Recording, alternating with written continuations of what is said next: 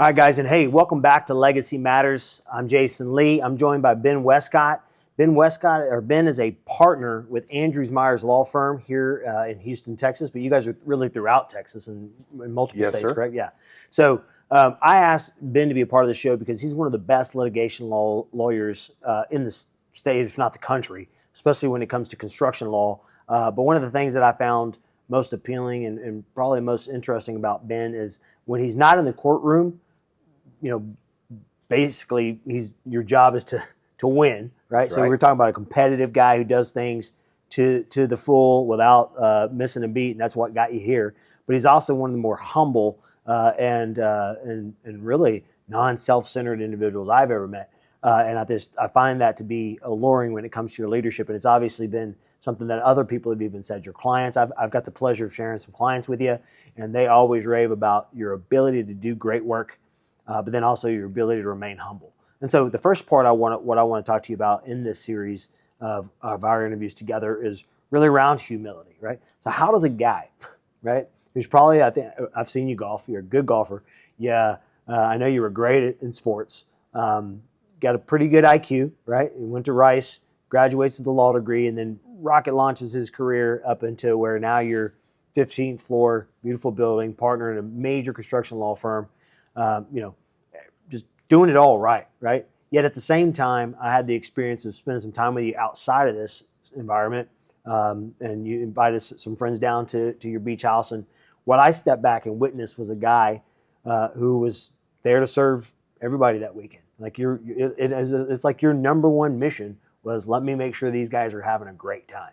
And I thought that's not what I pictured this power lawyer to be like, right? Right. So it's part of the reason why I want to talk to you about that, because I know there's a reason why you're seeing success. And I think being able to maintain a level of, you're a power lawyer, right? Like you got the look, you walk in, you got the bellowing voice, they're like, you're the guy that people go, I'm hiring that guy to kick the crap out of that guy. That's right. But then at the same time, you're super nice. You maintain this level of humility. So walk me through where that started from and kind of how you managed to sustain that. So for me, it's about servant leadership. Okay. And that phrase carries a lot of weight within our organization. Okay.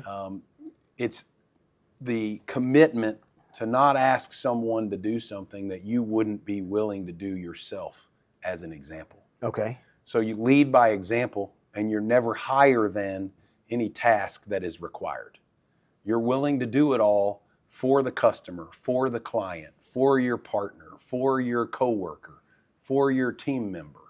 If you are seen and you have a true commitment to the team concept, then you got to be willing to do all the jobs that are required. Wow. Okay. And so team comes from servant leadership. You put in the workouts, you put in the extra hours, you follow the rules. You don't think that you only have to comply with certain rules and other people have to comply with all the rules. Right. You're a servant leader. And that phrase gets tossed around sometimes. But so you have much to that demonstrate. it's almost minimized, right? Like, That's right. It's kind of like the word love. I love this, and then all of a sudden, love doesn't really resonate. So you almost like servant leadership is like a token phrase. You bet. I'm a servant leader. You got to demonstrate it. Right. Okay. You can't just say it. You've got to demonstrate it, because people will listen for it, but more importantly, they'll watch for it. And if you don't show it, then the words start to lose their meaning. One of the best CEOs I had the pleasure of working with, I was actually in private equity. They came in, took over our company. The whole thing was kind of a mess. But in the beginning, when it first started out, they had hired a great CEO. And he used to say, watch their feet, not their mouths. There you go. And that's what you want to do. You want to watch the coach's feet and not their mouths. And are they moving the way that they say they are, or is it just lip service? Well, and we're both in client service. Right. So in order to demonstrate to these clients, you often have to do more in the beginning to show that you're a doer and not a sayer. So what I like to do is make sure that we're upfront about what we're going to do, and then follow through with what we're going to do.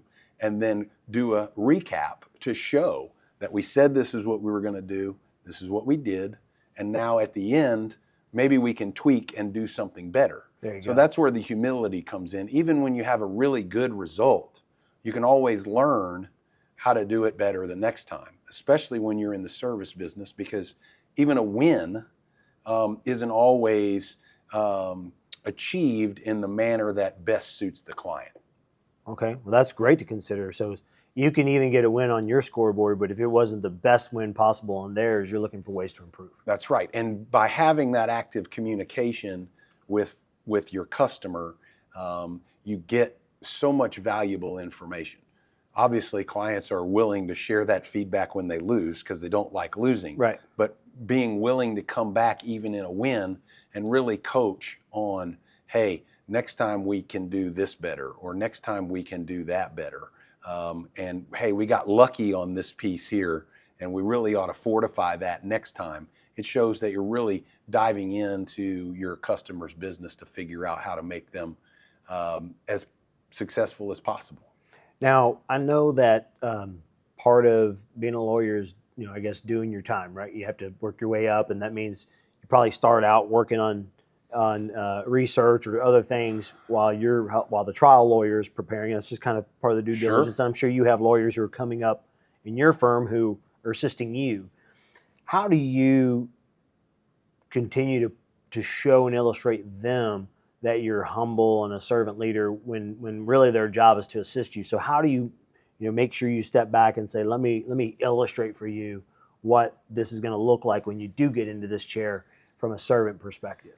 Well, I think it's, I played football, so I take things back to sports a lot. Okay. So practice, if it's not exactly like the game, isn't really worth a whole lot. Okay. So we try to really put in the practice in such a way that it's a true simulation of the game, which means that even if you're not presenting to the judge, or even if you're not presenting in front of the client, you have to make your practice to that same level. Oh, wow. Okay. And so you also, at a certain point in time, have to give the backup quarterback some reps. Right. You have a backup quarterback on your team who's been on the bench for 6 years, who hasn't thrown a pass in a game. You don't know what you have. Right. So stressing that you have to practice at the same level as a game, and then also getting that person reps in the game to allow them to develop their own skill set and their confidence to be able to handle the high pressure environment that it involves. Gotcha. That's a great example of getting them out there and giving them the opportunity to step in and do that. Now, when it comes to coaching, when you step into the leadership chair of running this firm, and now you've pivoted from, you've got your litigation hat on, and now you've got to be a coach. What would you say the percentage of time that you spend in leadership versus practicing law these days? Now, once you get to this realm, what would you say the time is? Is it 50% of the time, 20% of the time? I try to keep it to between 10 to 20%. Okay. Now, I share this job with Patrick Hayes, who does a fantastic job. He was actually in this role before I was. Oh, wow. So now we share the job. And so there are some times when my work is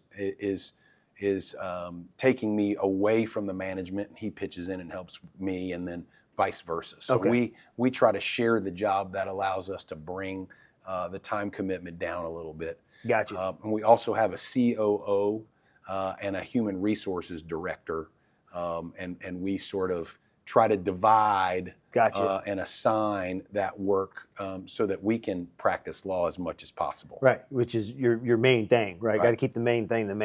That's right. But when you're not trialing law and you are in this people game, what things have you done to stretch yourself to improve your ability to be a better leader? And I'm still learning. Right. And for all of these questions, I don't want to have anyone assume that the learning process ever stops. Okay, because you're either growing or you're shrinking. Right. I know you really like to lift weights, and you know how that goes, right? 100%. You're either getting stronger or you're getting weaker. There's no such thing as staying flat. 100%. And so, really listening, right? Listening to the other person's concern instead of just coming to that meeting or that situation with what you want out of the situation. Right.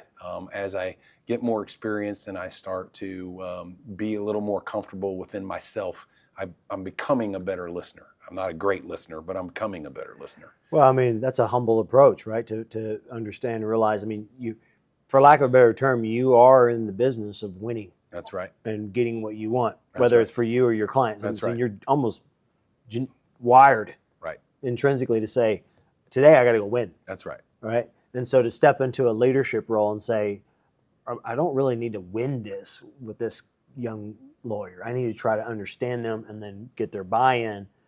That's a big pivot. It's a big pivot from that. So it's great to see that you recognize that it requires growth and that you're still working on that. And then the other piece of this is if you're not comfortable in the way that you're performing your work in your job, then you're not going to be your best. Right. And so we can't create a bunch of clones in our business. That's not feasible. Right. So everyone has to have their own style. Everyone has to have their own motivation. Everyone has to have their own vision of success. Because until they're bought into those three things, you're never getting the full potential of your team members. That's fantastic. Well, Ben, this has been a great share and some tremendous value adds on humility, leadership, and how you step into that role. Thanks for sharing with that. And I look forward to sharing some more on our next interview series. Thank you. Or interview from our series. Thank you. Thanks.